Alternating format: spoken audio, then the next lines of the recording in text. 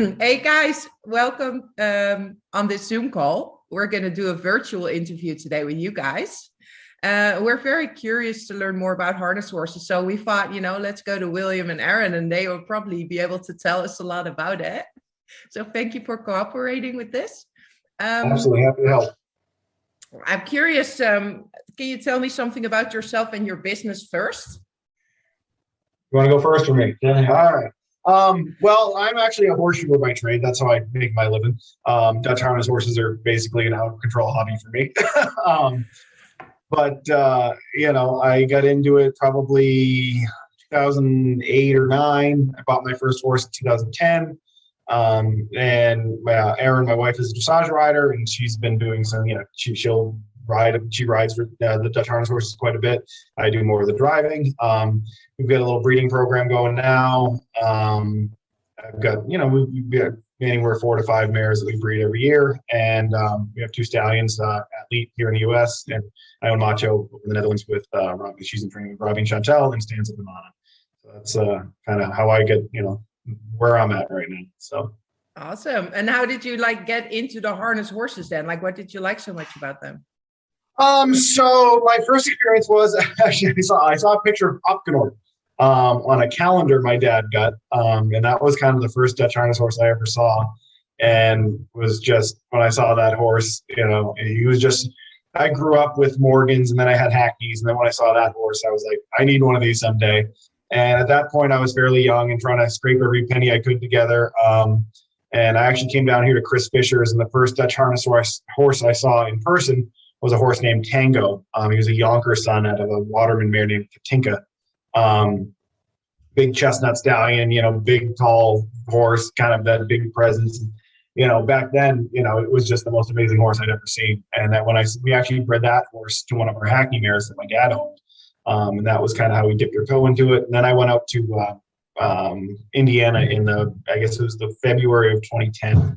And I brought a Patain mare bred to Opgenor. And that was kind of the thing that sold me on it most. And I liked the mare, but that Opgenor was always my, kind of my first, experience or first seeing these horses. So that's kind of how it all started. And she had a colt and raised him up and off to the races. Yay. And Aaron, what's your story? So I'm a horse trainer is what I do.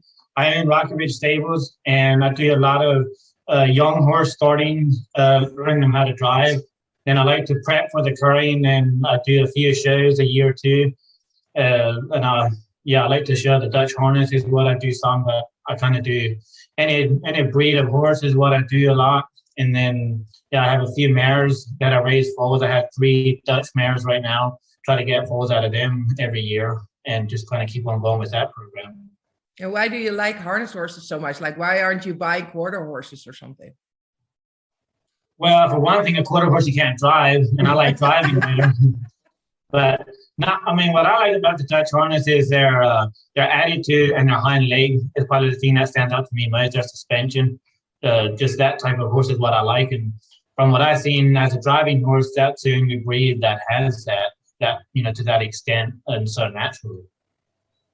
Yeah, it's like their natural movement, that's what you like, right? Right. Expressiveness and stuff. Okay. My next question was who taught you guys how to drive? Who taught you that? Or did you just jump on a cart and just figure it out? So honestly, for me, I grew up driving with like I said, I got my first pony when I was 3, Sunshine, little Shetland pony. And, my dad had, we had a little Lippet. My dad was in the Lippet Morgans, actually. We had the kind of old fashioned Morgan horses. And I drove them all along. And again, then I saw the Hackneys and then I saw the Dutch harness horses. And so I learned the basics from my dad. It is difficult learning how to prepare and show and train these horses in the U.S. It really is. And I basically did it. I would go on YouTube and study videos of Hank Hammers and Robbie Van Dyke and their hands and watching how they prepare and what kind of equipment they're using. And so it has been a kind of a slow process for me. A lot of trial and error, a lot of just figuring things out. Erin, actually, my wife is a dressage rider, and a lot of that she's been helpful to me. And I've always said it's taken me 10 years to learn what I know now. And I felt like if I had the opportunity to spend, 6 months with a real good Dutch harness trainer, I could have learned all of what it took me 10 years to learn in a much shorter period of time. But every barn I go to, I'm looking at what equipment they're using, what kind of bit they have, how they're doing things. And so, these horses are pretty unique in this country, pretty, at this point, rare in this country. And, when I see people that are doing things the way I aspire to do them, I ask a lot of questions. I look at what they're doing, and I'm a real visual learner. I like to just watch people and how subtle things, how they're moving their hands, how they're holding the line.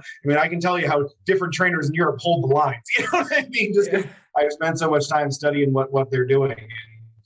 And, it's just as simple as seeing people that are doing what I aspire to do and try to learn from them, Yeah, because it is a certain technique, right? To get these horses to go around like you see on those Dutch videos, or not? Well, right. A lot of the American trainers have a little different style. It's a very, you can take bits and pieces from different disciplines in this country. As far as some of the fine harness driving in this country, some of the combined driving in this country, there are little parts of that you can incorporate into this style of training. But at its core, it really is its own way of training a horse, and I think it's because they have so much natural ability. You don't need to do a lot of the things that you might need to do to another breed to get that performance, get that show. I've always said, and it's always kind of my trademark, what I say to people, it's like, you don't make a Dutch harness horse show, you let a Dutch harness horse show. And it's a big difference, Yes. and that's really what, that's been a continual kind of theme in my head. It's like, you bring out what they already know how to do and already are able to do. And like I said, that's just it. You let them show. You get them fit, you train them well, and then you just kind of let them do what they do, and I think that's really important. And we're talking about the showing now, right? Like the show in harness. Yeah, right. Because there are different disciplines for harness horses, right? Yeah, absolutely. But to me, at their core, I think horses, they are a versatile breed, and Aaron's had a lot of success riding them. You can do different things with them, but to me, at their core, they're a show horse, fine harness show, and that doesn't mean they can't do other things, but that is my personal, like I said, it doesn't mean that, they can't be used in other ways. And we're actually starting to see a lot of Dutch harness horse, dressage type crosses that are being, used successfully in dressage. I do think they have other applications, and they are versatile in that regard. But to me, that my personal goal is to put a show horse. Yeah. So, Aaron, is that the same for you? Do you really like to make them do the fine harness shows and stuff? Yeah, that's what I really enjoy. And I kind of think the same thing as about what Bill said. The training is actually very different than actually showing them, because when you show them, you visualize their hide movement, the upright neck, and just a showy attitude. But when I'm training them at home, it's actually the opposite. You want to train them with the head down, just relax, and get the top line to relax. And basically what you want is to muscle them so that they have the correct muscle. And to do that, you need the head down and just working the back and the body. And then I said, you have the muscle correct, then all you have to do is go to the show. And as soon as they come to the show and they see the atmosphere, they'll take care of the rest. They'll get it. You just have to get the muscle to them. And then once you take them, a true show horse will do the rest for you then. That's fantastic. I can't wait to see it. Will you show it to me later? Yeah, of course. Give you a sneak preview. Yeah. And can you tell me something about the stallions in particular? Like our stallions are just your stallions. Yeah. Athlete. I guess first I bought Macho. I went over to the Netherlands in 2020. I bought Macho I saw him at the second round in Den Bosch and bought him right there on the rail the second I saw him. He's one that really stood out to me. What stood out to me was kind of his attitude. That's really when people say, what did you see in that horse? And of course, the move confirmation and all that was phenomenal, but just how much he enjoyed it. He was in, you're thinking of a 2.5-year-old stallion.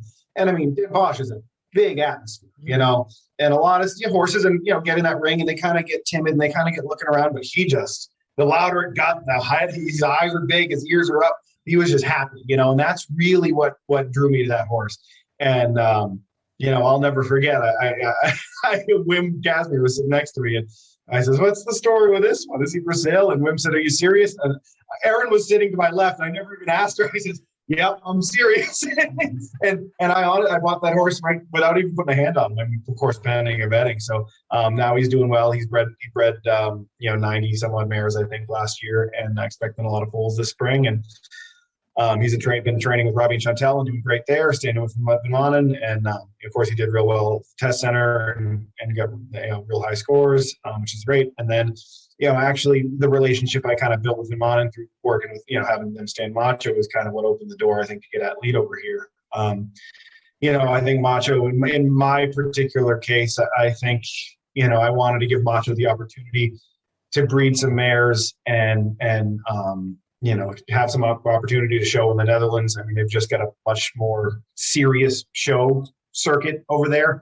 I wanted a horse like that to have the opportunity to show with some of the best stallions and best horses in the world. And, he can do that there. And so at that point, I really wanted to have a stallion. And before I bought Macho, I tried to buy Atleet, but he wasn't for sale. after building a relationship with Van Woerden and Robbie and Chantal, I think it just opened that door. And it was a horse that I've always loved. I've always loved him as a show horse. I also think genetically and type wise, he's a good complement to Macho. Macho's got a lot of mono. Atleet doesn't have any. Type wise, Macho's a big, almost 17-hand horse, kind of big powerhouse kind of horse. And Atleet's a little bit smaller, refined, different genetics. From a breeding standpoint, I thought they were very good complements to one another. And I just always loved Atleet. I loved him as a show horse. And again, like Aaron said, his hind leg is a very kind of strong point of his. And what really stood out to me was what he can do as a producer. As far as putting quality foals, consistently putting quality foals in the ground, that's what really stood out to me and kind of made me serious about going down that road. Because as a show horse, he's getting older. I do want to get a couple more show seasons out of him, but I knew that even once he retired from the show ring, he'd be a phenomenal stallion to breed with. So yeah. Really proven stallion that you got in here for North America. Absolutely. Really awesome. Yeah. And what about you, Aaron? Can you tell me something about your stallion? So I have a Globetrotter. I have 50% ownership of him. Actually, Ben Fisher is also a 50% owner. And I actually just acquired ownership of him about a year ago. But I've done all the training and the showing with him when I was still with Ivan.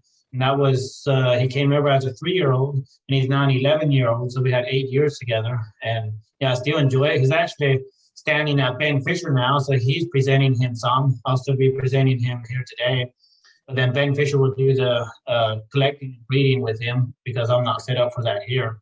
But I always enjoyed him, and I kind of have a personal attachment to him. But also, like, as a horse itself, what I like about him is his attitude.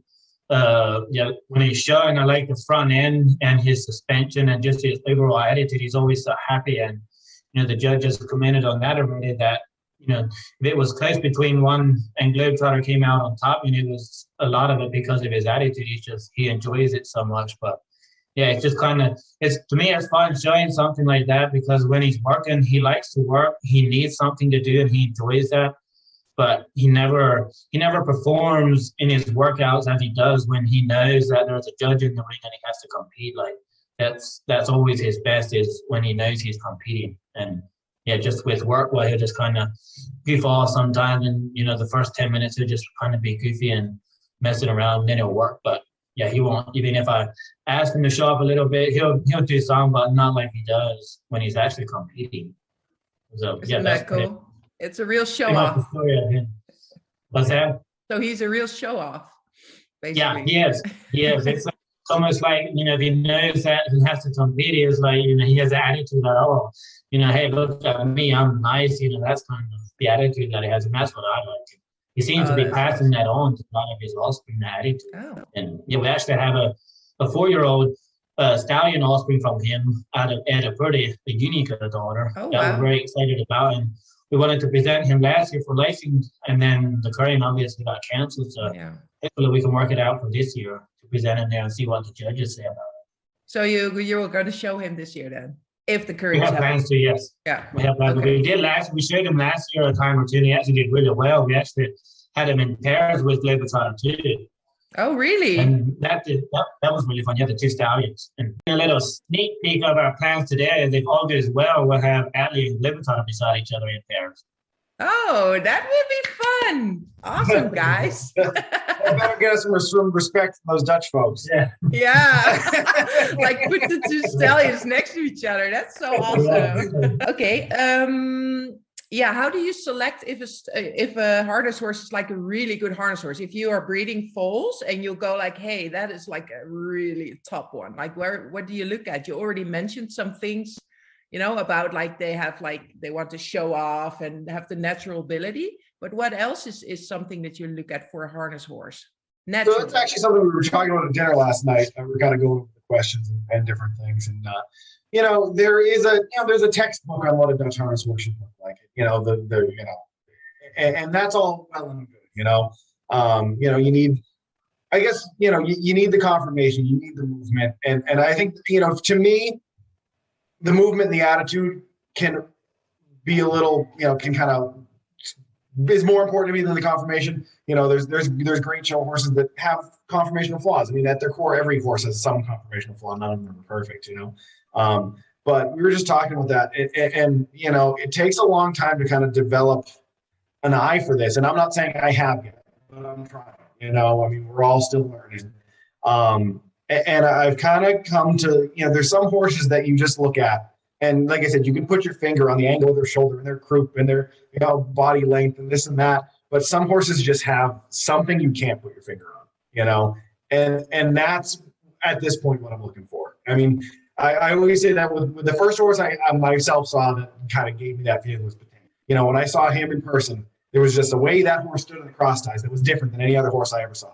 And I couldn't put my finger on it, but it was there, you know, and that kind of intangible, that X factor is what really, you know, is I try to appreciate and look forward. I mean, like I said, not to say that all the other things aren't important, but I mean, that's something that I kind of look at. And I think it does come down to that presence, that attitude, that kind of look in their eye, you know, yeah. That is so important. I agree with that. And it's a lot, like the attitude is a lot to me, and the movement, you know, is very important, because if you don't have the movement, you don't have a show horse.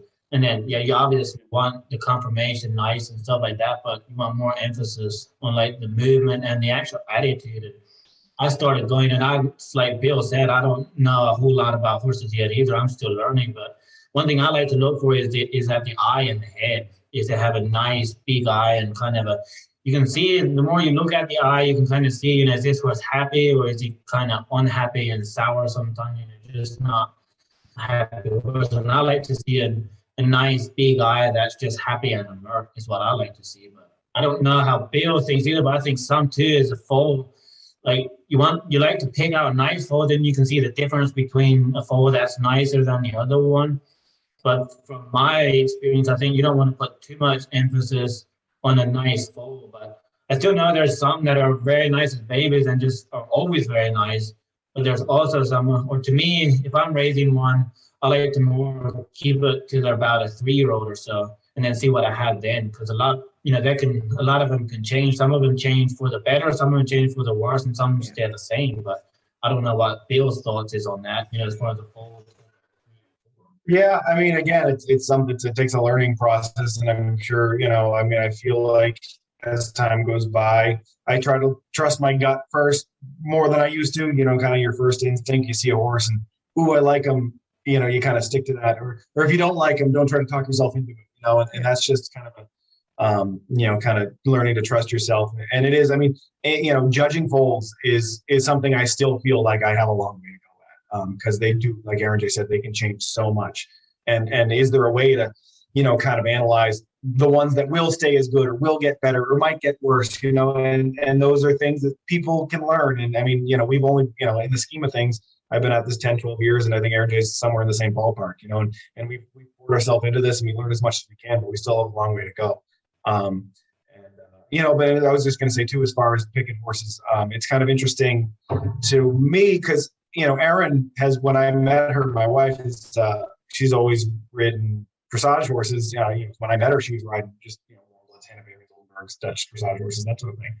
And now she exclusively rides Dutch harness horses. So when you're talking about, you know, selecting a horse, it's a different process, you know, and you're looking for different things.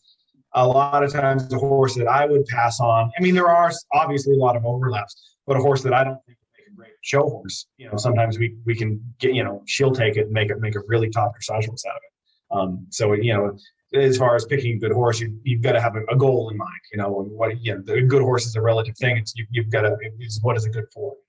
And again, a horse that might be great for a saddle horse, sport horse, might not make a show horse, and vice versa. So, so for a harness horse, you got to have a clear idea. You got to have a clear direction of what you want to do, what your objective for that horse is.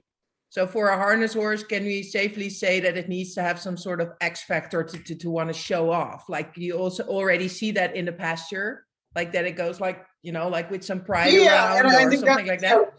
Yeah, to me that's more important for a harness horse than it is for for a show horse, show horse than a dressage horse. I mean, the trainability and the mind. They don't the harness horse. I mean, the dressage horse.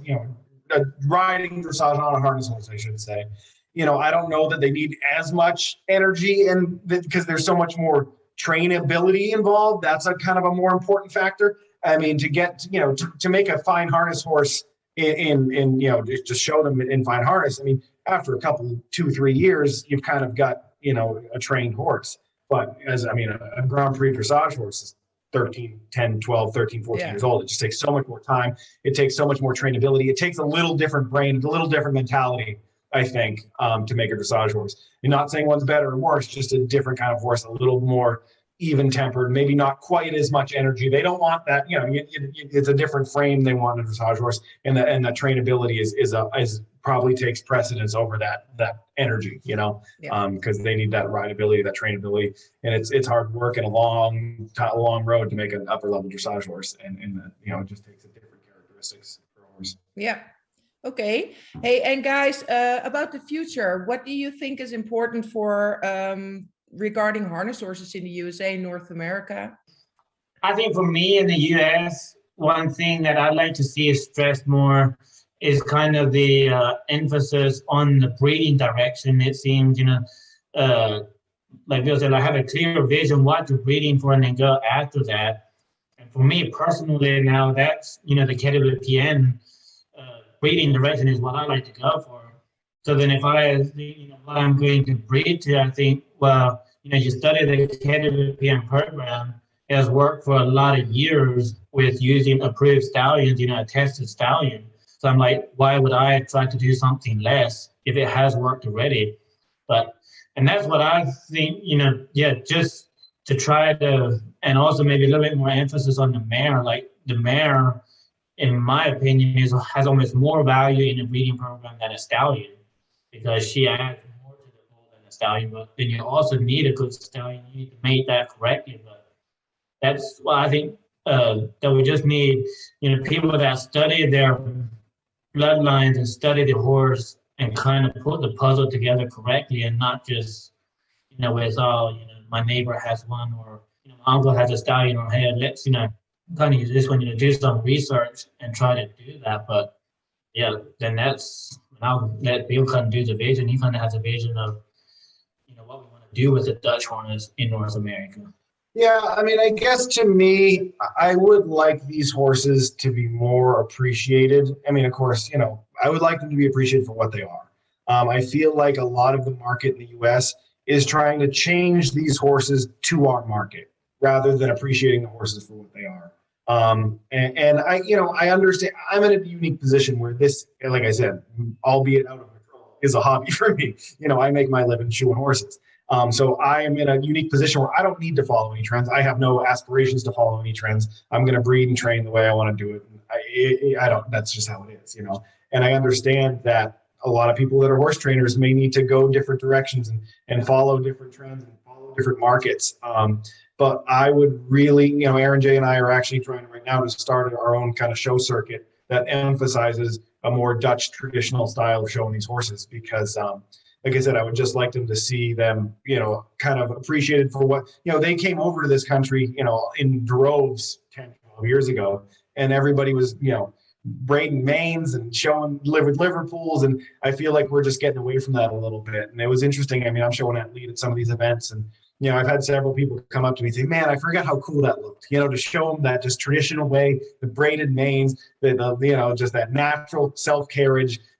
So I do hope that if we can get, you know, get that more popular, get them kind of to be appreciated for what they are, that maybe people will come back to that, you know, because I feel like, you know, 10, 12 years ago, that's where everyone was as far as in this industry, and super enthusiastic and super excited. So I've seen people excited and enthusiastic about showing these horses kind of the traditional Dutch way, and I'd really like to bring that back, you know, and instead of changing the horses for this market, go back to appreciating what the horses originally are, and in my opinion, should be. And how are you guys planning on doing that? Like organizing more events and more exposure for them? So we've actually spent the last, I don't know, couple months here putting together some rules and some regulations and trying to get events going to start a breeding, or a showing, show registry, kind of show organization. And, you know, it's going to be a long process, and, you know, getting venues to start, you know, to host shows, and it's going to be a long process, but I really, you know, and I also think, you know, I think a lot of people, Aaron J and I both have the attitude where, you know, this is a lifelong goal for us, you know, to get, this isn't something we expect to be done next year or this year or the year after. But if we can create an atmosphere, can create an environment where you have opportunity to show these horses and be successful in our traditional, you know, Dutch, you know, natural way of showing them. Again, it's something that we really want to strive for, and basically start our own show registry, you know, show organization, and, you know, pick, you know, judges that, you know, can have an eye for the Dutch style of showing, the more traditional natural way of showing these horses. And again, I have no delusions of this happening overnight, but, you know, if I'm 60, you can take my horse to a big show, you know, show them what I consider the right way. That'd be a good dream. Awesome. Yeah. Just don't cry when I beat you when you're sick. Yeah.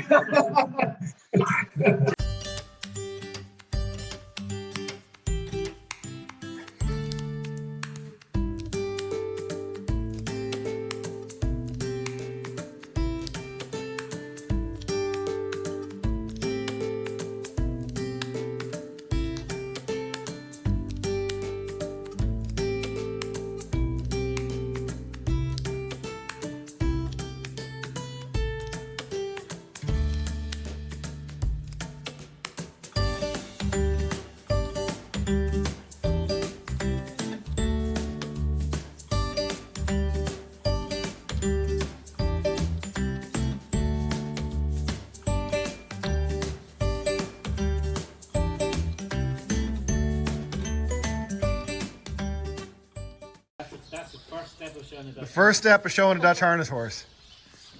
Right here. What's that? What are we doing? Cleaning the tack. That's right. Atleet's getting ready in there. Having a little morning snack. But I had to be the dummy that thought it would look good to have brass harness. And it takes about, how long does it take to clean this with all of us? It takes about 3 hours. 3 hours to clean this That the right was way. not 3 hours. We're not done yet. We're not done yet, but we got Sam and Jack and Aaron and Aaron. There we go. Cleaning away.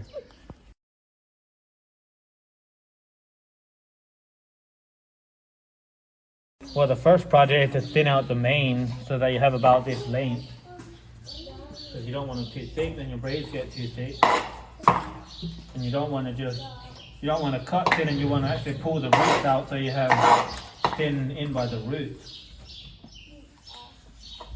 Okay. Here I usually go about an inch to inch and a quarter wide is how wide I get the strip. And then just braid that down through.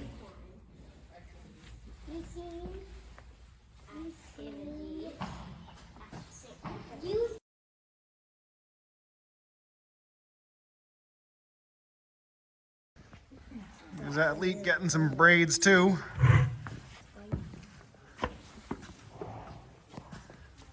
Would you like to explain what you're doing? See if it's better than Aaron did, or worse, or how? Well, I found this delightful teenage male product. Brought to you by Axe. Atleet's an Axe Man. Put a little bit of the wax in the mane to make it nice and sticky. Section off a small piece because we like a lot of smaller braids on these guys. And then start braiding down. What do you think, big guy? You like them? That's right.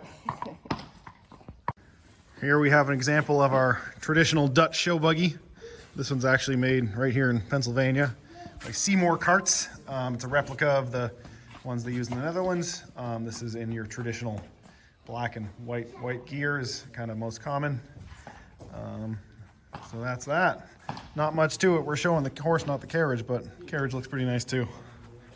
All right, here we go. This is the next step. But we take this and fold it in half, and then fold it in half again, and then just put your band around that. This is step 2. Well, I guess step 1's pulling the mane. Yeah. Step 2 is braid it down. Step 3 is fold them up. Step 4 is yet to come.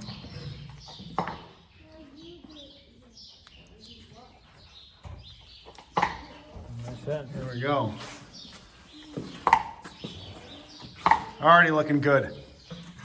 Although Globetrotter always looks good. No, that always gets me excited after I'm done braiding and I look at the neck, you know. It's like, over. We could talk a bit about feet too. It's not much going on there as far as big shoes. Atleet does have a pad on. Just a thin leather pad. A little bit of a rolled toe. Help that break over. This horse actually goes outside, so he got some winter studs there. Keep him slipping on the ice. Same deal behind, nothing special. Winter studs because it's winter time. And that's about it. This is Globetrotter feet. Same deal. I don't think Globetrotter even has any pads on. He's just got some drill techs. Probably for the road. Gotta keep them upright on the pavement, I guess, if we do that. Sometimes they actually use aluminum double shoes. That's what this is, and this is one they're really hard to come by in this country, so I made this one out of aluminum bar. But those will essentially, you can bolt them right onto the shoe like that. You know, you have drilled holes in the tapped holes in the shoe, and you would basically just bolt that to give it doesn't add a lot of weight.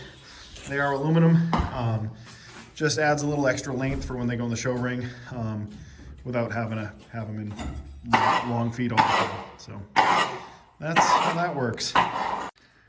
Atleet's getting closer. We got our new custom Grand Finale farm cooler for him. Looking good. Part of the family.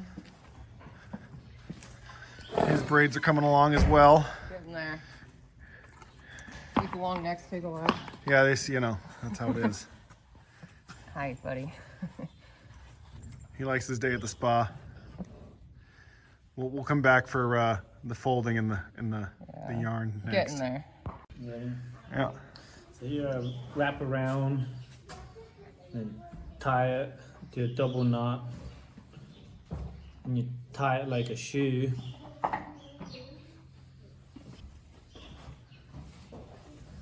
We got Rocky Ridge Stables for all your Dutch harness needs right there. And here we got this. So this I usually go about 3/4 inch and just snip off. Rudolph usually told me you don't want a circus horse, so you want them a little short, but you want just a little bit, just so you see the white and kind of outline the neck, but you don't want too long so it looks so shy and overdone. Again, we're showing the horse, not the braids, right? We gotta look good, but we nothing distract from the horse. My main goal is usually when I'm done that there's a straight line in the middle of the neck with the white yarn, not the braids. You want the white yarn in the straight line down in the middle of the neck. All right, we'll test that. We'll see how it looks at the end. You don't have to. We'll grade you on it. We're judging the horse, not the braids, Bill.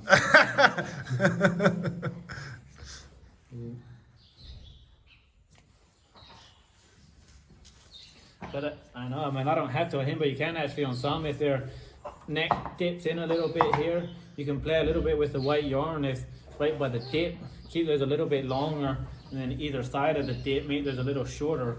That when they're sticking up, it kind of hides that a little bit. Well, we don't have horses like that, so we don't have to do that sort of thing, right? Not today, we don't. I've had some that I've done that already. I don't know if it helps, but it's worth the try. All right, let's see how we look. And then step 6 is usually cleaning up the junk. That looks pretty straight. Hey, stop turning around. We gotta check out straight yard. Yeah, just keep turning your head. Oh, look at that, like an arrow. Oh. Looking good. Yeah, and there's step 6, sweeping the floor. But we're there. And we'll actually talk to you a little bit about the yarn, a little something different on Atleet. So, we'll see that. And what we've got over here is a pair harness. What we've got over here are 2 approved Dutch harness stallions. What do you think we're up to? Stay tuned. Here we are. We got a foot sander. Gotta make them look nice and shiny. Don't miss a spot. The other important thing about showing Dutch harness horse, help. Get a lot of people around for 2 horses. Takes a village. Looks a little better without that blanket on. Get to see that horse.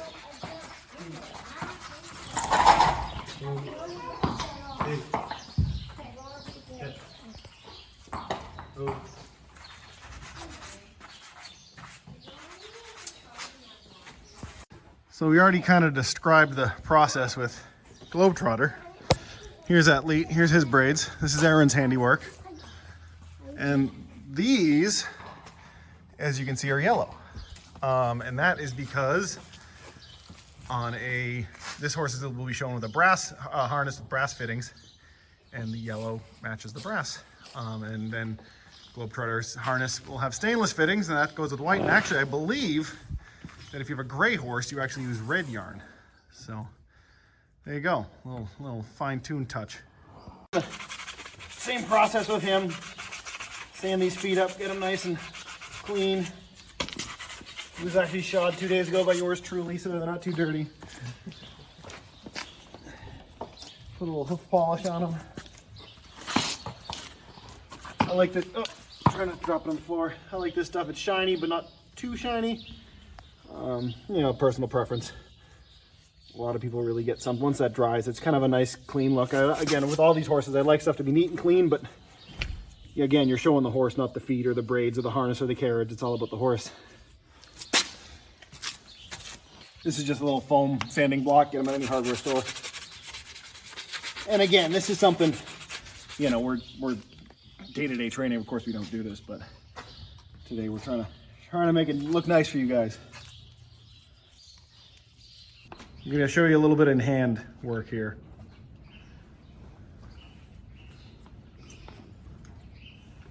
Just fitting the same way as a driving bridle. Basically, make sure the bit's correct and putting it there. The white bridle is traditional. We're all about tradition. And here you can use either a chain lead with the white end, or I just have a soft lead. Either one works, whatever you prefer. So that should do that.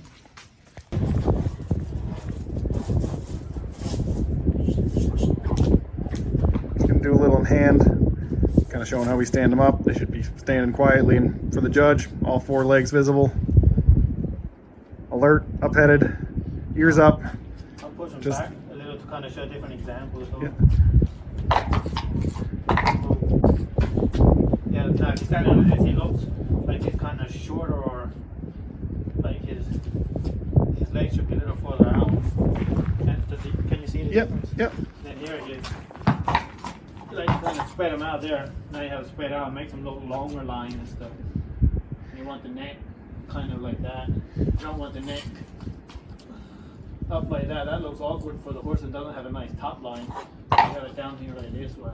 There you go. That's it right there. This is good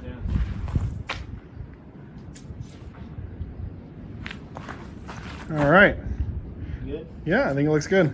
I think a lot of people kind of overlook the in hand, and there's a little more to it than just standing a horse there. Do the walk. Let's do the walk and the trot, because a lot of people more show their horse. Yep. Do you remember how for the linear swing? We're just gonna walk. We're gonna quiet. Yep. Yeah. Nice flat walk.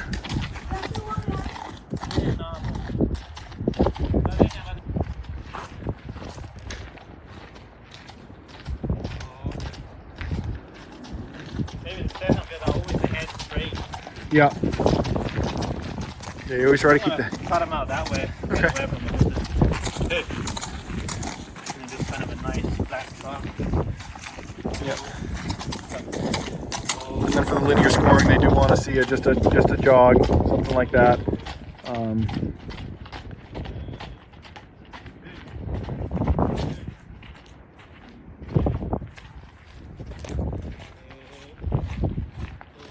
Atleet or Globetrotter seems to be a bit like his dad. He likes to horse around a little bit in hand. But.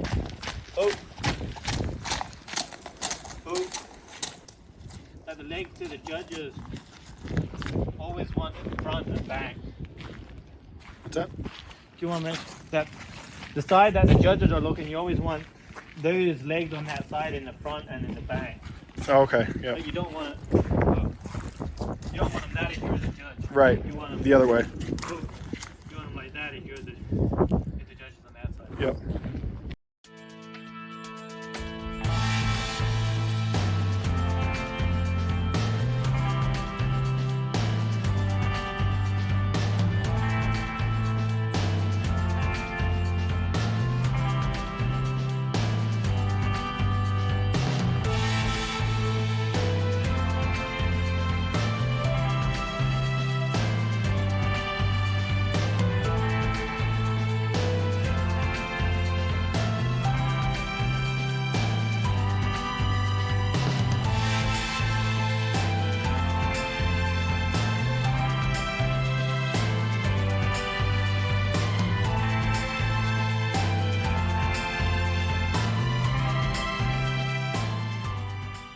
With this, I have fastened already. All right. Just down the middle and the quiver. I do it like this. You do it different ways.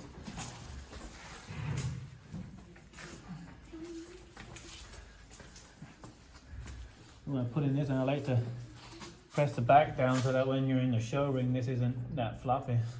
Because once they start going, well, that'll relax and shorten up anyway. And this here, I like about, you don't want it too low for the pulling, but if you kind of have it lower, it makes the neck look longer instead of trying to have it high. But then I usually like to have both sides the same. This one down. That's about where, like, he can still pull on the shoulder fairly good, but just lower than it will kind of give him more of his neck a longer look. And then the same with this here. I like to about line it up with this, and this is also kind of, you keep your shaft, you don't want it too low for safety's sake and practical, but if you keep it a little bit lower, it just kind of make them look like the front end comes up more. So that's about where I'm used to doing mine.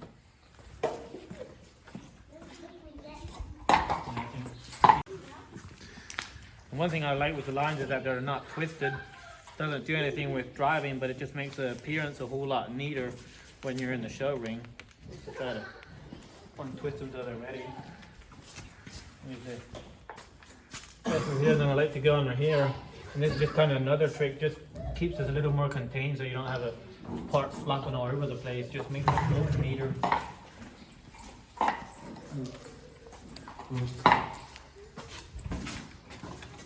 that pretty much gets him ready, except for the bridle. Yeah. So here for the bridle, I like the blind in the center of the eye, so that's a little high. I'm going to put this down one notch.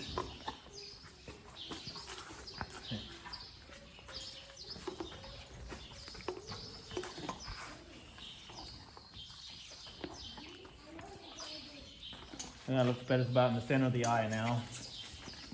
And so I like to tuck in here so that's not floating around. The nose bend, I usually like about 2 fingers from the bone that sticks out in the cheek. I usually like about 2 fingers down from the bottom of that bone. You can see that there.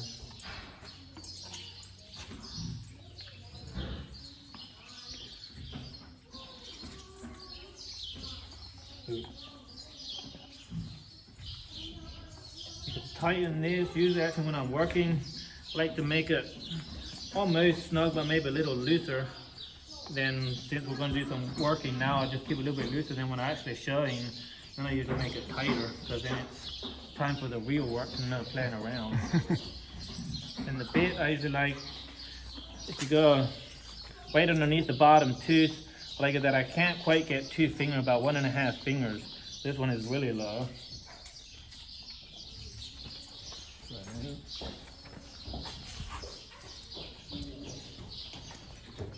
Yeah, so now I can like get my finger in between the bit and his tooth, and there's just a little bit of wiggle room. And that's about how I like him. And he actually, sometimes you're kind of at the point where it's if you put it 1 notch up, it's almost too high, and if you put 1 notch down, it's almost too low. And just kind of go with the horse's comfort zone, because I know Globetrotter, he always likes it rather a little bit lower, I mean higher than lower. Come.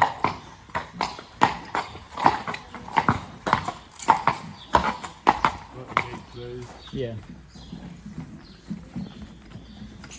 And here, this is got different styles of driving with using the rein. This is how I use the reins, is put all my pressure on the 3rd finger there, and then you always want your loop on here so that you're into the lines as it's hanging down.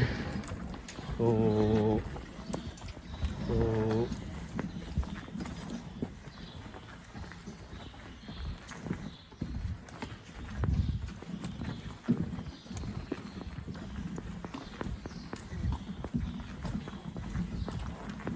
What we'll be doing here is actually more of a working, like our everyday training process than the showing.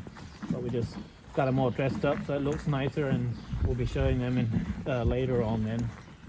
This is usually the first couple minutes, 5 minutes. I like to start them off at a walk so they get nice and loose in the body.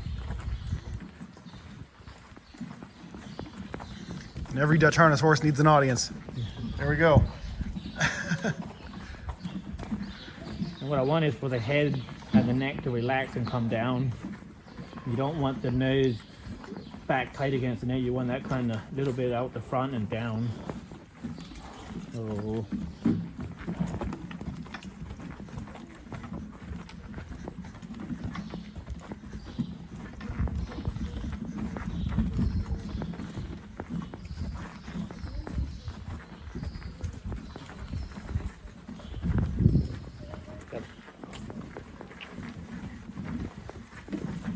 Actually, I will stop him.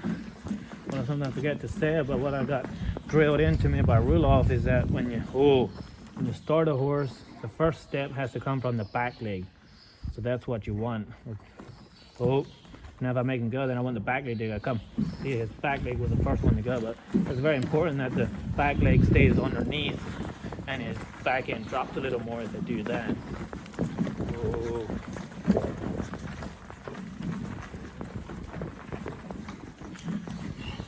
So what I'm looking for here now is he has too much show trot for training.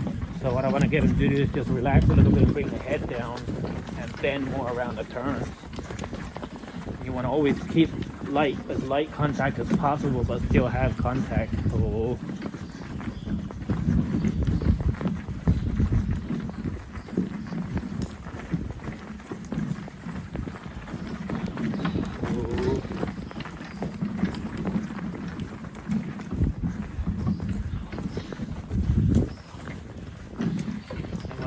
Try to do when I'm looking for them to back off and relax a little bit, I just try to keep steady pressure with my outside lines and then do my steering and bending with this one. Just give a little, try to get him to bend the neck, and it also helps him to, it's starting to lower the head a little bit.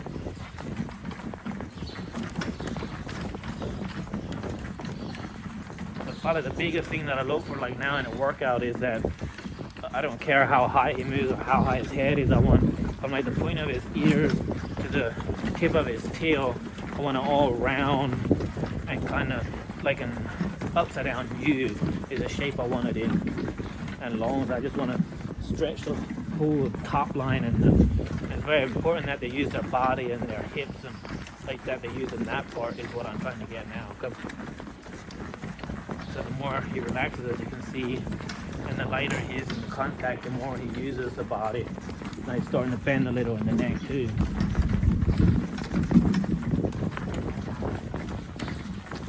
And it's also very important to do both ways the same. That when you're showing, you have to do both directions, that you don't have one side that's easier or harder, but a lot of horses have one side easier and just want to try to work to make both sides the same. And then here is the same. I want the outside lines, steady contact, light contact, and I'll do my steering and bending with the inside rein. So,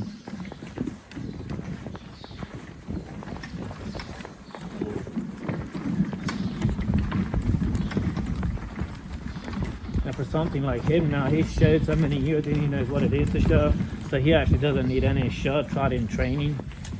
He's actually better off with not, but my biggest problem is to not give in to because he wants to, but it's so fun to let him. But all he needs now is just work like this. And then once he gets to the show, he knows what that's about.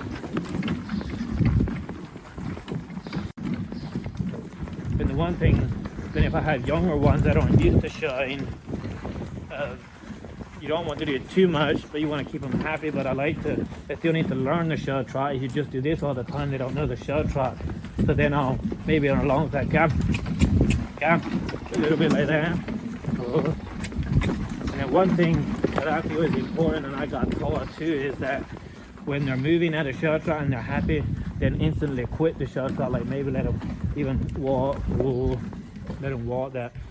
That when they're at the show trot, they always, that's a happy thing. Like they need to realize when they're at a show trot, it's happy and fun that they want to do that. Because if you do too much of that, then they get bored with it, and yeah, they're just not as good then.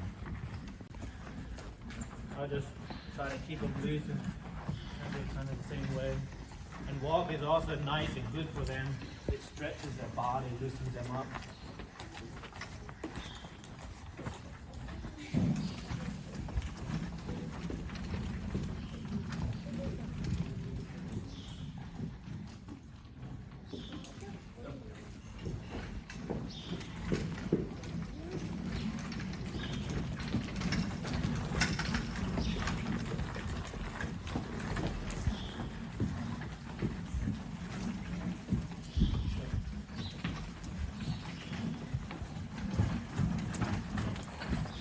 Right now I'm happy with it, but I wouldn't mind if you come down just a little bit more with the head.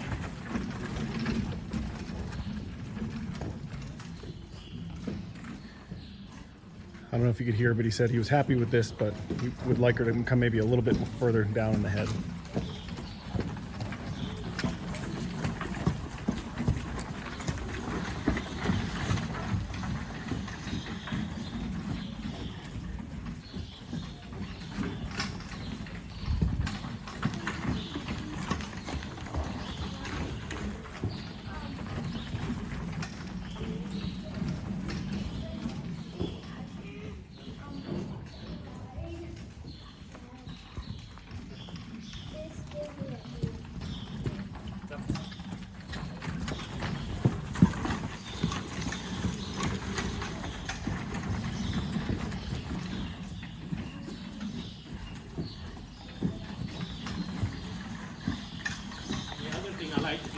Figure eights, that helps in bending and with the turn.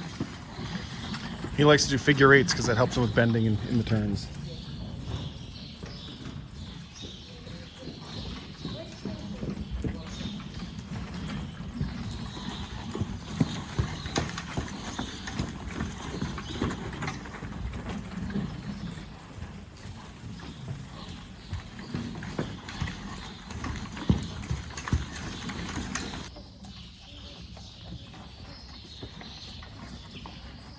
When they're at the walk, I like to give them as much line as possible without letting them trot and still having a little bit of contact, but just to stretch the whole body.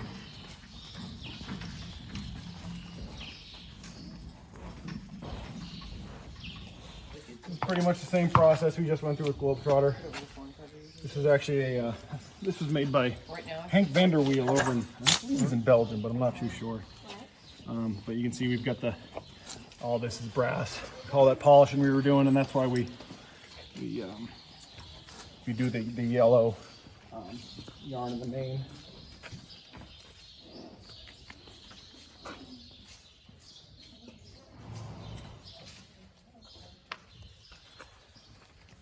Again, the girth we like snug, but you know, it's not too crazy. And again, I like to keep it even if I can. Generally on all sides of the harness, it's not that big a deal, but I just like to keep things even and nice. Aaron J did it the other way. He kind of slipped that over. My horses, I just have always done it this way. I actually do it this way and then just buckle it up like that. It's the same exact process, same exact thing. You know, the fit's the same. You want this snug, but like Aaron J said, it'll loosen up in the ring. But you want it snug, but not tight. Again, same process here. It's basically the same style harness. Again, a lot of the stuff we do, it's nice and neat and clean, but nothing extravagant, you know. Simple harness.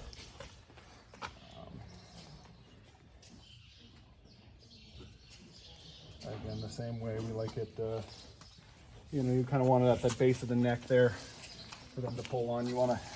We ask them to do a hard job, and we want it to be as comfortable as possible for them.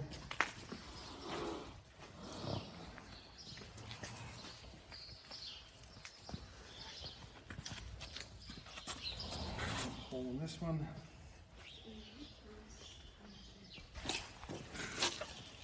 That should be just about it, right where we want it. Snug this up one hole. And we're ready for the bridle next.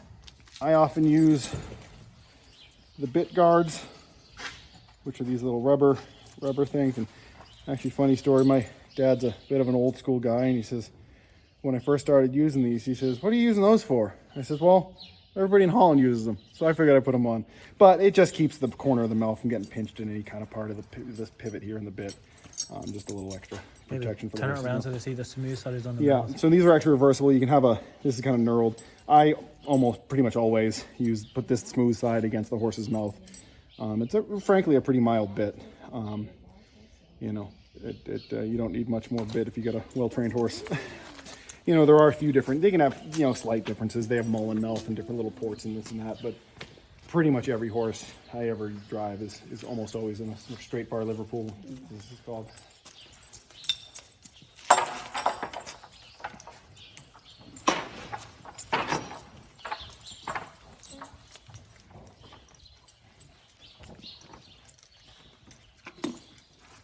I believe this is a 5-inch bit. He's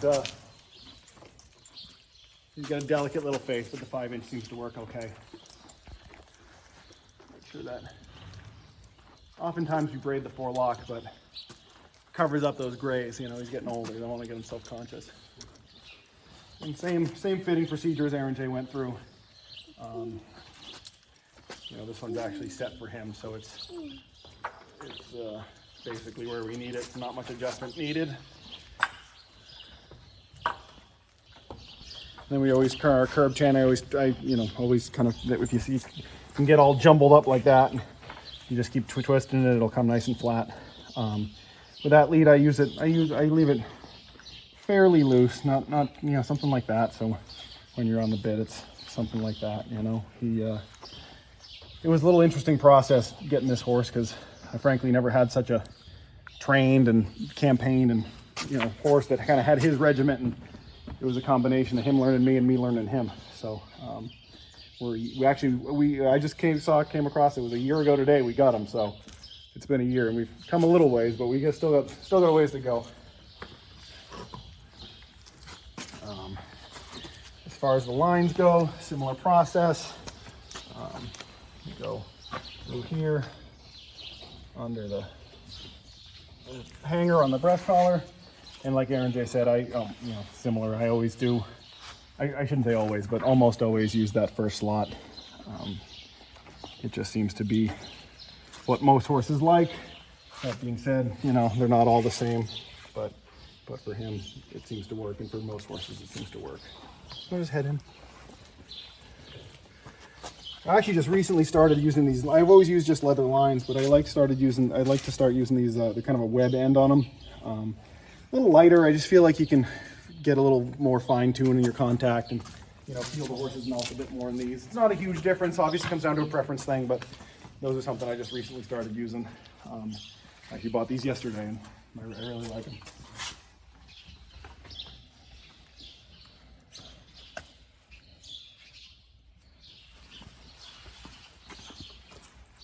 And again, you want to keep those lines from being twisted around. Make sure they're nice and even. Everything's nice and neat and tidy. Just right there. Perfect.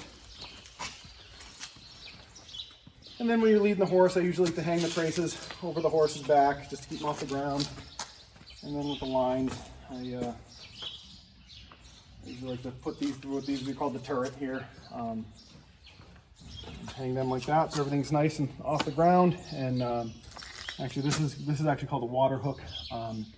That's used when they sometimes use what they call a side check, which is an extra piece of equipment that goes from the bit and up through these runners here and back, and then back to here, and it actually holds their head up a little bit. We don't use a separate bit. We don't use an over check, a side check.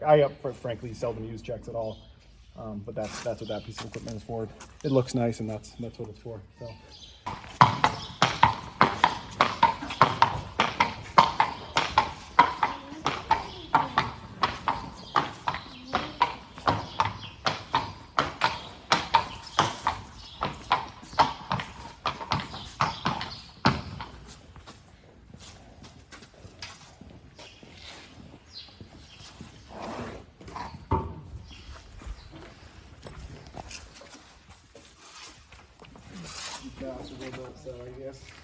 And again, with the traces that are a little too long, I always, rather than doing like this and having this flapping around, I like to fold it in like that again. Do that again once it's flapping. So, you could just put it on like this and this would be kind of flapping around here. But what I like to do is fold it in half, and that just keeps it a little bit tidier. Again, everything's, like we talk about, neat and tidy and tucked away and whatnot. And this again goes through here. Trace goes underneath, keep that nice and tucked away. Snug this up. And this, these are, I think we call them Tilbury tugs, the French tugs, there's different names for them. And that's actually, these come snug around this little pivot post here. And that's if the horse stops and the carriage keeps rolling forward, this is actually what holds the carriage back. You wouldn't want to be pulling a big wagon that way, but for these small show buggies, it works fine. The 10th rule of showing horses, check and check again. Actually, no, I was gonna get gloves, but can you grab me that?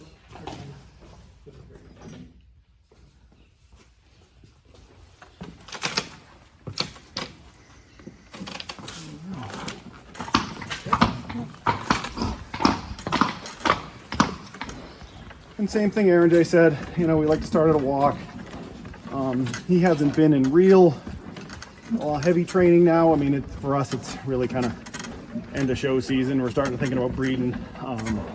I don't have an indoor at home, so he's been working a little bit. But again, same process. We always start at the walk. We like that nice, relaxed, loosen the body. Not a lot of contact. I mean, you want contact there, but nice light contact. You might look at this ring and say, oh, it's kind of a small ring, and it is. But for a horse like Atleet, it actually works out really well. He's a horse that he's very forward, really wants to go. And what I've been working with is just kind of getting him to wait. He sometimes wants to almost take over a bit, he's been showing for so long, he figures he has it figured out. But, at the end of the day, he's got to be listening to me. I mean, even going around this ring like this, oftentimes he'll kind of anticipate where I'm going to turn and start turning before I ask him to. And so sometimes I'll be coming down this long side and I'll just, decide to turn him here, kind of keep him guessing a little bit. Again, they can start to anticipate what you're going to ask and start doing it before you ask them. They've got to learn to be driven, not drive themselves.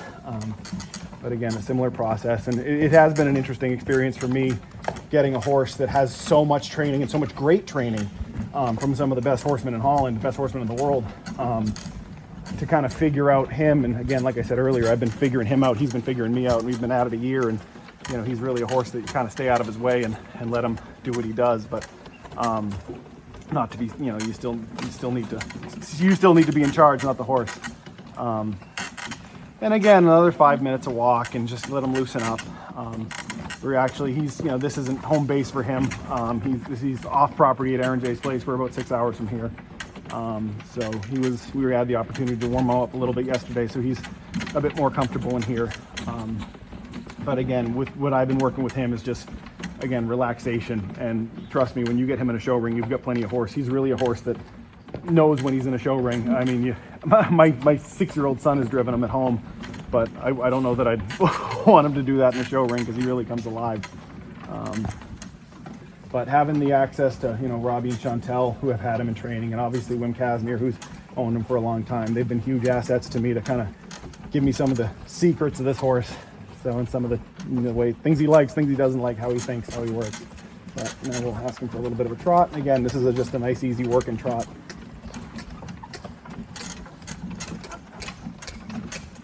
There we go.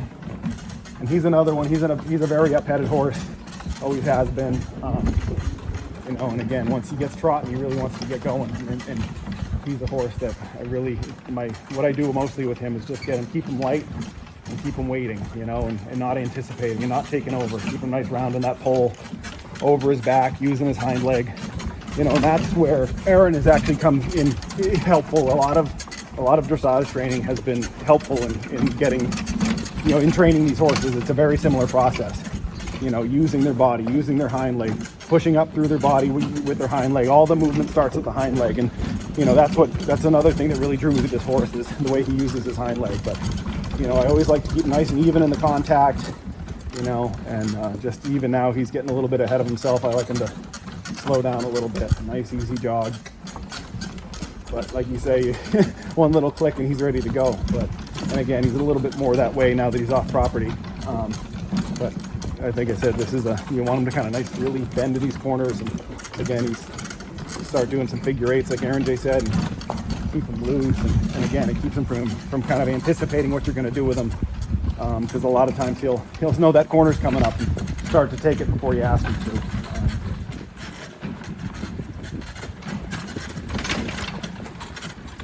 But he is a show horse. He just wants to go, you know, and sometimes you gotta know that it's not all fun and games, and you sometimes just need to put in the work.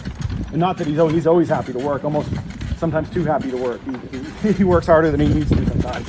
Sometimes the hardest part with him is getting him to not work himself too hard. And like Aaron J said with Globetrotter, it's so spectacular when they do that show trot. And when they want to do it, it's harder for me to keep him from doing it than anything. But he's actually, I'm pretty happy with him today. He's nice and round, you know, listening, waiting, happy. They don't call him the happy athlete for nothing.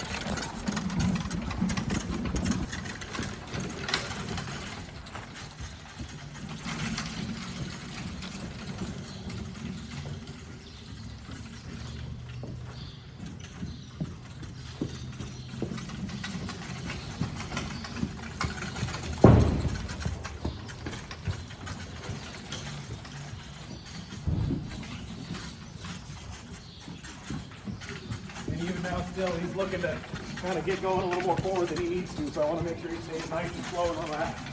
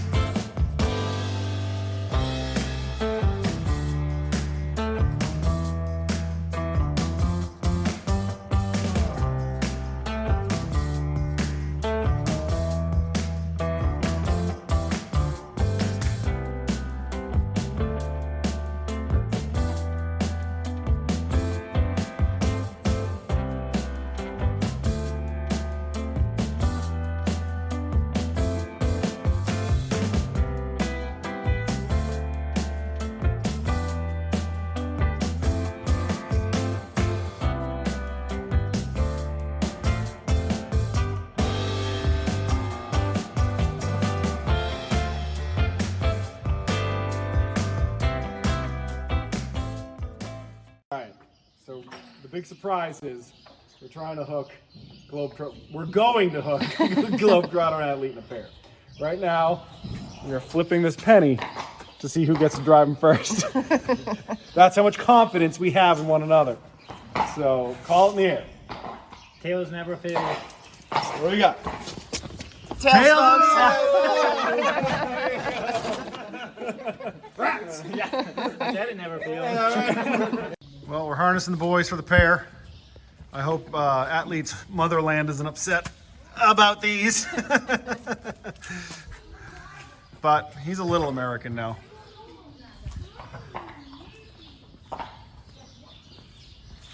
So is Globetrotter, but he's been here longer. It's okay. Here we go. Hey. Open that door, right? Yeah, open up. Hey.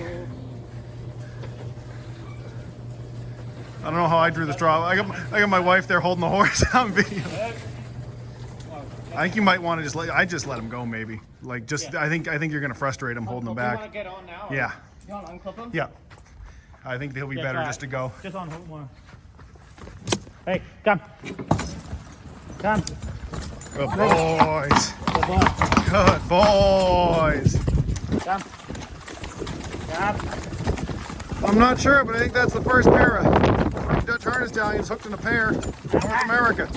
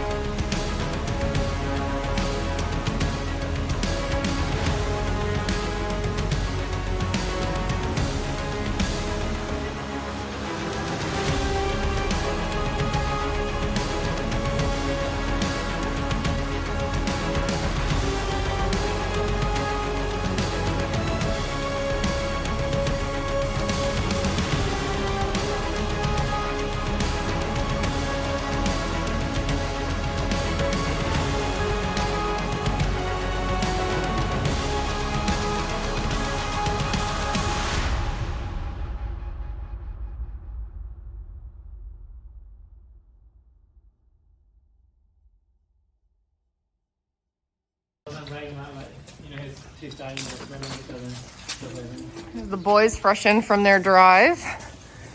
So good.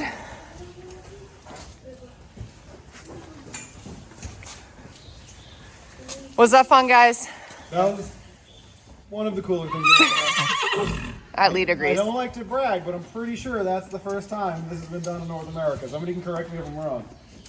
Approved stallions in a pair. Well done, everybody. Well, it's because of these two. And because of 75 years of KWPN breeding. Yeah, right. That's right. That's why this is happening. So it's a long road here, but this is what you can get when you do it right. Some great horses. Great horses and great drivers. Good job, everybody.